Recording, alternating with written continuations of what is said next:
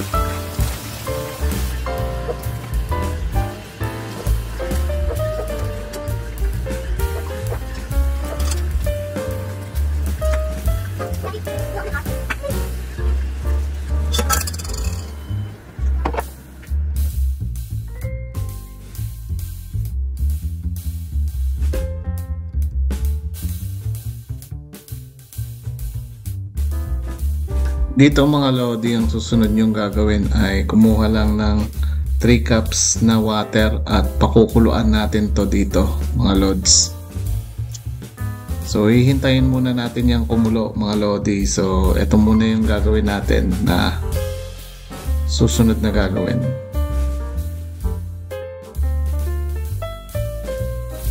At dito nga mga Lodi, yung susunod natin gagawin, maglalagay lang ako dito ng isang bag na rice flour. Hindi po ito glutinous, so regular rice flour lang po. Isang bag po ito, naglalaman po ito ng 1 pound na rice flour. Yung iba po ay hindi naglalagay ng baking powder, so ako po ay maglalagay dito ng 1 teaspoon baking powder mga Lodi. So ito na nga po yung baking powder natin. Maglagay lang po kayo dito ng 1 teaspoon. Optional din po yan, kung pwede rin po na hindi lagyan mga Lodi.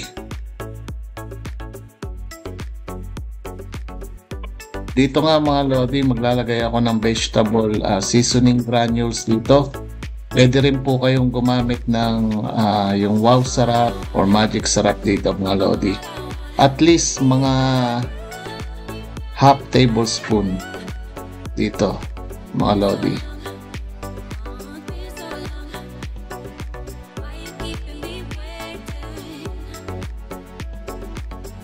So matapos nyong ilagay lahat dito sa ating dry ingredients mga Lodi, haluin nyo lang ng mabuti dahil mamaya ilalagay natin to sa mixer. So pagkatapos nito ay set aside muna natin. So balikan natin yung boiling water natin mga Lodi.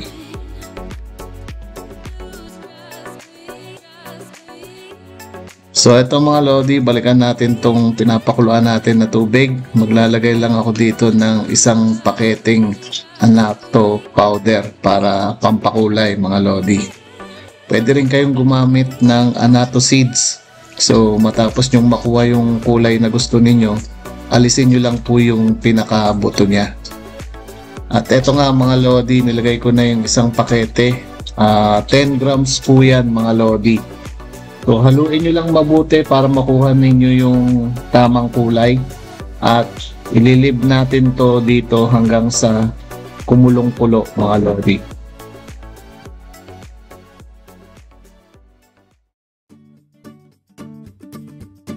At dito nga mga lodi, ihahanda ko na yung electric mixer ko dito. Pwede rin yung imasa to ng mga kamay ninyo kapag wala kayong electric mixer mga lodi. So ako po ay gagamit ng electric mixer dito.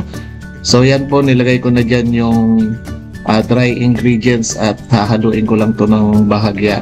At matapos nyan ay lalagay na natin yung pinakuluan natin kanina mga lodi na may annatto powder.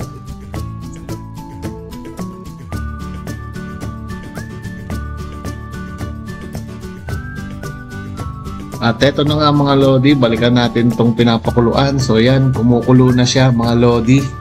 So haluin lang natin to mga lodi, then ilalagay na natin to kaagad dun sa ating hinahalo kanina, yung sa mixer, yung ating dry ingredients mga lodi. So makikita nyo po dyan, hinalo ko na at pinatay ko na po yung pinaka-apoy nyan. At pinakita ko rin dyan yung ating mixer. So matapos po nyan ay ilagay na natin kaagad itong ating pinakuluan dun sa ating dry ingredients mga lodi. So ayan na nga mga lodi, habang mainit yung ating pinakuluan na tubig na may annatto powder. So dahan-dahan po natin lagayan dito. Ayan, para hindi mabigla yung ating paggagawa ng dough. Ganyan lang mga lodi, huwag niyong bibiglain. Tansya-tansyahin nyo lang para mabuo yung ating dough. So hindi ko po siya kinapay dahil mainit po yan. So yung iba pong gumagawa nito ay dinidirekta dito sa kumukulo na tubig na may annatto powder. Siguro naman alam nyo na yung ginagawa natin mga lodi. So ito po ay Ilocos empanada. So yung ginagawa po nating dough ay yung sa empanada. So ganyan mga lodi. So dire-diretso lang.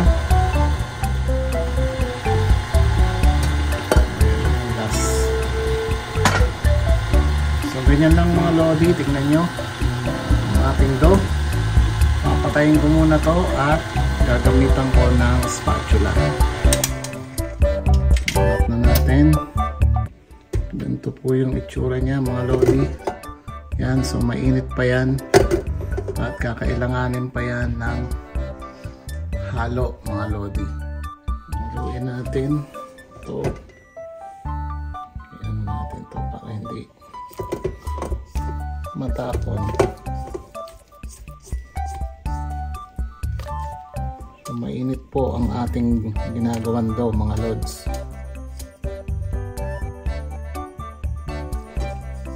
Isin ko lang to dito. Ayan. Dito tayo. Pakita ko sa inyo.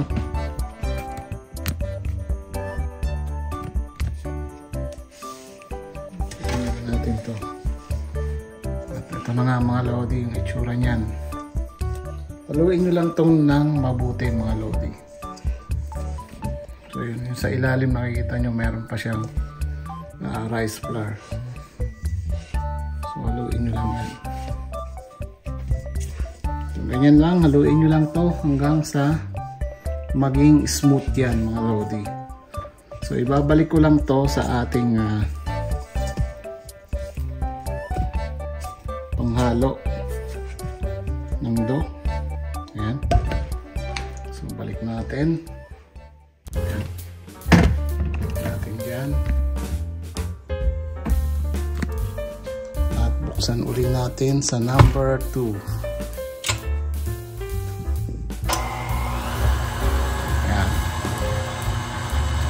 Yung speed niya ay ganyan lang, mga lodi. So number 2 lang dito sa aking machine. Right, yan muna natin itong matitira dito. Papahit ko lang dito. At dito mga lodi, gagamit tayo ng mantika. Ang gamit ko po dito ay sesame oil, pero hindi nyo na po kailangan gawin yon. Kung meron po kayong kahit anong oil dyan ay pwede po, dahil yun naman po talaga yung ginagamit dito sa paggawa ng empanada na Ilocos.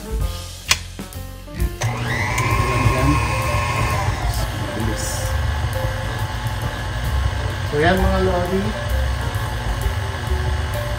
tapos yan ay lalagyan ko lang siya ng konting sesame oil.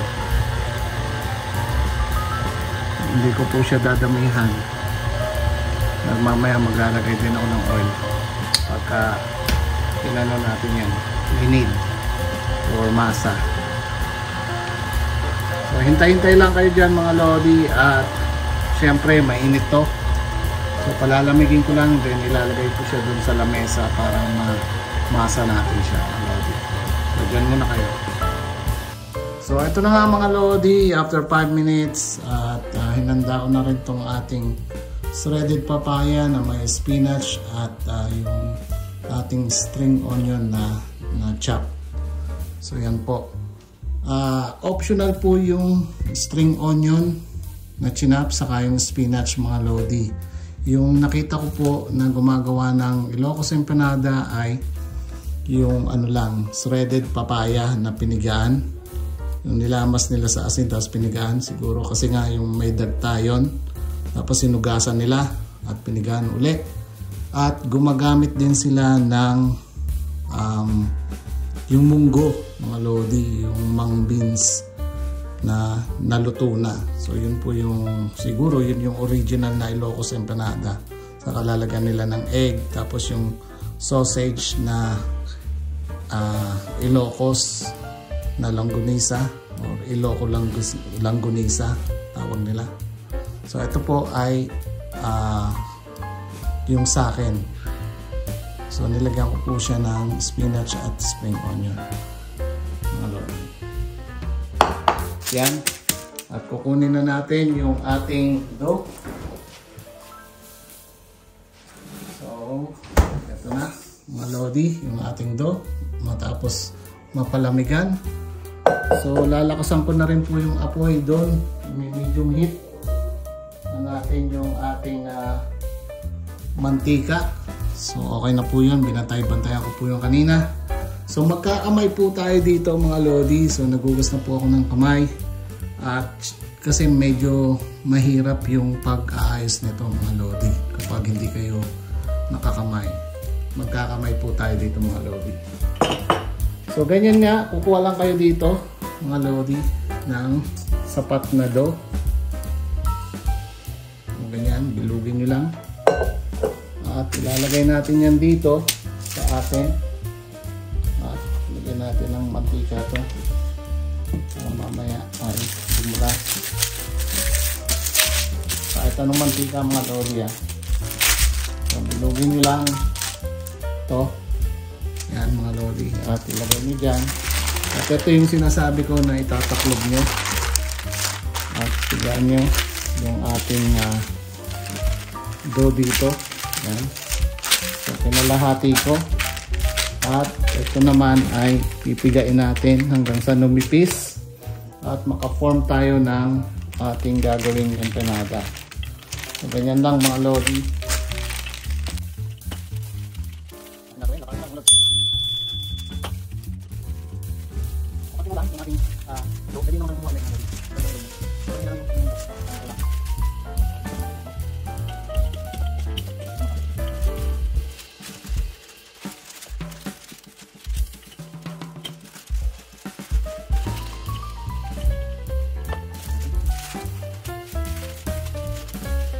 Pwede rin kayong gumamit pa ng isa dahil pag tinutupi ko po ito ay hindi kasya. So dahil muna kayo mga lodi, kukuha ako ng ito na pala. sa pang parchment paper na lodi. Kung mayroon kayong plastic, mas maganda kasi makikita nyo. At lalagyan natin ito ng oil ulit. Konti lang. Paniran ko lang. Para hindi siya magigit. Ganyan mga lodi. At saka nyo i-roll. Para makita nyo kung gaano kalaki yung gagawin ninyo. So nasa sa inyo na po yan mga lodi. Yan. Natin ko na lang siya.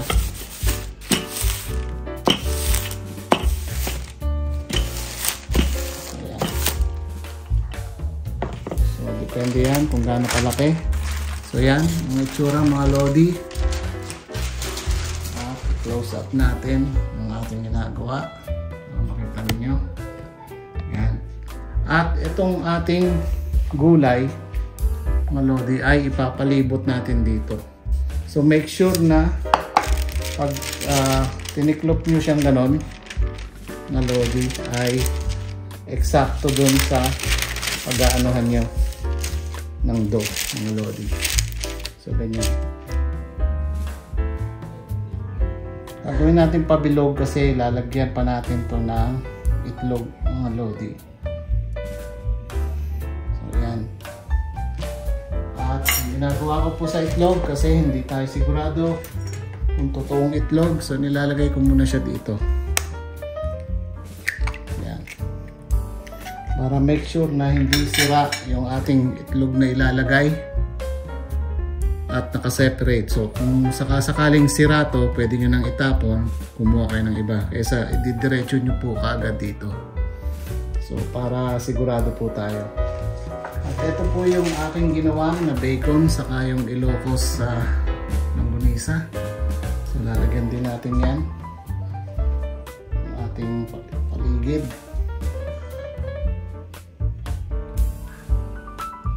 Ayusin lang natin.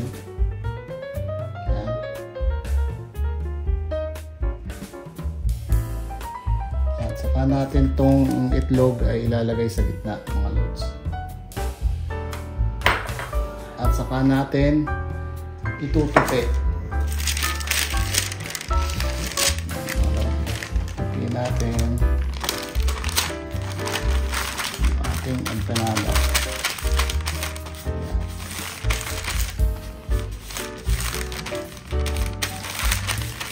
So make sure na naka-press siya para hindi lumabas yung itlog. Okay, yan. So, ganyan. Press nyo lang para make sure. Press ko lang ito dito. So yan mga lodi, hindi ko napansin na natapos na pala yung sa isang cellphone ko. Napuno na po yung storage niya. Ayan mga lodi. Ayan. iPhone storage full. So huminto na po siya. So nagpalit po ako ng panibago. Ito na nga. I-continuous na natin yung paggagawa. So make sure na nakaseal siya dito sa gilid. Ayan. Kung may ganito, okay lang mga lodi. So yung iba po ay ginagawa dito ay itong platito or platong maliit, ginagawa po nila ay ginaganyan, napagulong nila dito para mahati itong gilid. Ako naman po ay meron naman tayong pizza cutter, so para mas madali ang ating buhay-buhay. Ito minsan tinutupi nila mga lodi, ganyan. Tutupi nila dyan. Ito. Tutupi nila dito. Ayan. Tinutupian nila dito. At saka nila hinahati. Ayan. At kinukuha to, syempre. Ayan, yung mga excess. Babalik natin dun sa dough natin. Para gagamitin natin mamaya. Ayan. So So lagyan nyo ng mantika para madali siyang matanggal. Mga lodi. So lumikit na siya dito dahil hindi siya naabutan ng oil.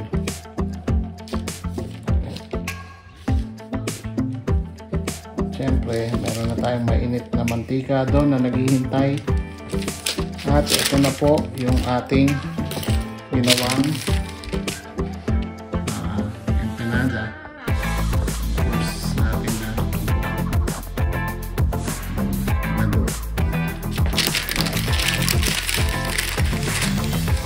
Tapos yung mga lodi. So, doon naman tayo sa ating piprituhan. Siyempre, at ilalagay na natin ito piprito. So, dyan muna kayo mga lodi. At yan na nga po mga lodi. Ito na yung pinainit natin mantika. Medyo maingay po dahil nakabukas yung exhaust natin. At ilalagay na po natin dyan or i-fried na po natin yung ating ginawa. Ano po? At piprito natin ito dito. Yan. So, ito na natin yung unang gawa natin na Ilocos empanada.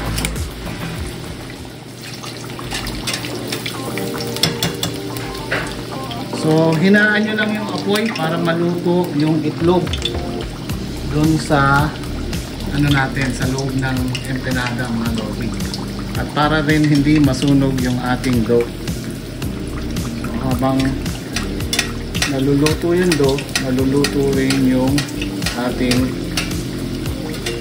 itlog na nilagay sa loob ng dough. So, ganyan lang, hintayin lang natin. Siyempre, isa dito para itaw natin.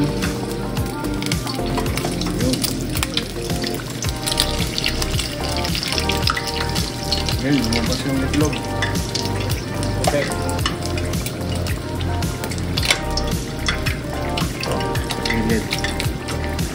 Okay lang yan. So, hintayin natin yan mga lodi. Nakita nyo may lumabas na puting itlog na. Pinaka egg white. So, hintayin lang natin dahil medyo hinaan natin yung apoy para maluto yung ating itlog sa loob ng ating ginawang empanada. So, ganyan lang kadali mga lodi. So, nakita nyo na yung gawa ng empanada. Ilocos empanada.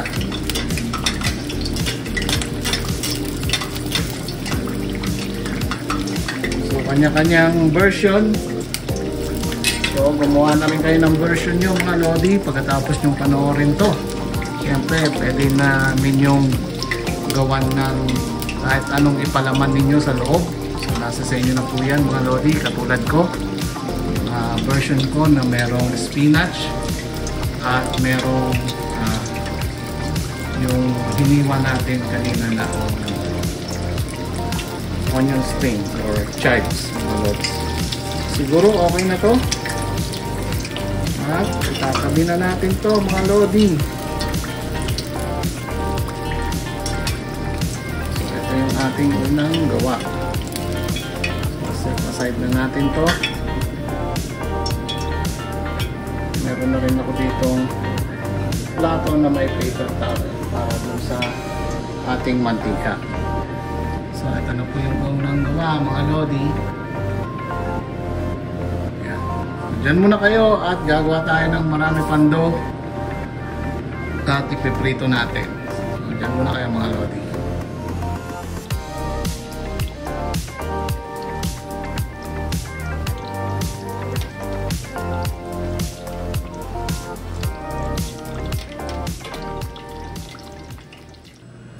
At eto na nga mga lodi, matapos ang ilang minuto ay nagawa na natin ang ating Ilocos empanada. Wow! So yan na nga ang ating empanada or Ilocos empanada.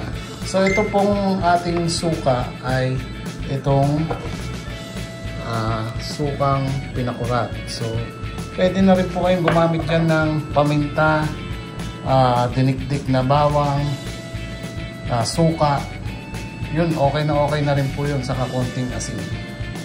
So hindi nyo na po kailangan ng ganito bumili ng sukang pinakurat. Meron lang po ako yan kasi mauubos na, so yan po yung aking ginamit mga lodi. So ito na po ang ating Ilocos empanada. Tikima na mga lods. At finally mga lodi, nakagawa na rin tayo ng Ilocos empanada. So nakita nyo naman po yung close up kanina. So ito na po, at tulad ng sinabi ko, hindi nyo na po kailangan bumili nitong aking ginamit na sukang pinakurat. Yan po yung ginamit ko. Meron lang po kasi akong natira dito mga lodi, kaya ito na yung ginamit natin sa ating presentation kanina, yung nakita nyong close up. So syempre, titikman na natin to mga lodi. At walang ako ng ating paper towel. Medyo mainit-init pa yan. Ito mga lodi. So tingnan nyo, i-close up natin ang ating yun o, itlog mga lodi. Yan, umuusok pa, nakikita nyo. Ako lang nakikita sa camera mga lodi, pero umuusok-usok pa. Ayan, lagyan na natin at lalagyan na natin to ng suka na nagpapasarap dito sa Ilocos empanada. Oops. Ayan. Tikiman mga lodi, kain tayo.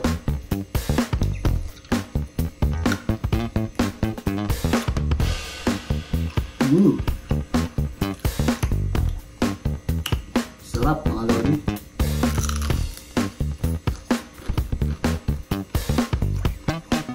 So crunchy yung ating ginawang dough. Tama-tama lang yung lasa ng nasa loob. Yung ginawa natin yung spinach, yung shredded papaya, onion. At syempre yung mga meat na bacon at Ilocos na or Iloco. Tama yata yung Iloco longganisa. Pero ito ay tinatawag na Iloco empanada. Ayan mga lodi.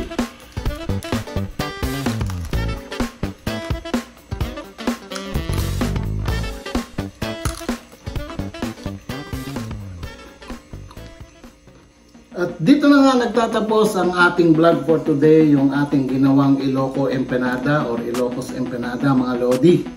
So kung nagustuhan nyo po yung ating vlog for today, kindly subscribe to my channel na Kuya Reven Vlog. And syempre, i-like nyo na rin po ang ating video, i-share sa mga kaibigan or family.